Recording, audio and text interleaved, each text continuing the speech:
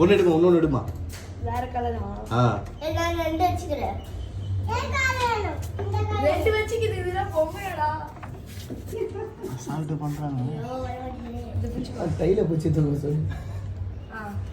ஏய் ஏய் அவனுக்கு ஒண்ணு குடுறா என்ன தைல பூச்சி தூக்கிது ஏய்